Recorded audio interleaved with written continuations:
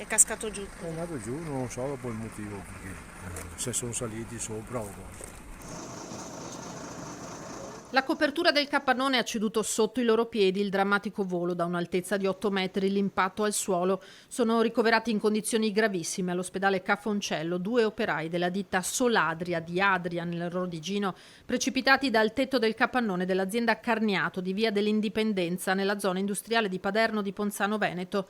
L'incidente è verso le 16, mentre i due operai stavano lavorando al posizionamento di pannelli fotovoltaici. Non posso parlare qua. E installate pannelli fotovoltaici? Sì, ma mi piace, non posso dire altro, è successo mai per i miei colleghi e mi interessa qui adesso. Grazie. I due feriti sono un 21enne di Rosolina e un 56enne di Porto Viro, trasportati al pronto soccorso dall'elicottero di Treviso Emergenza.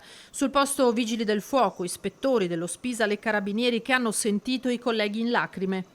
L'impresa tra l'altro era uscita nei giornali 15 giorni fa perché il titolare, che è mancato 3 settimane fa, aveva ceduto nel 2012 l'azienda ai dipendenti, quindi era un'azienda, una di quelle in cui il rapporto tra dipendenti e titolare andava oltre il lavoro.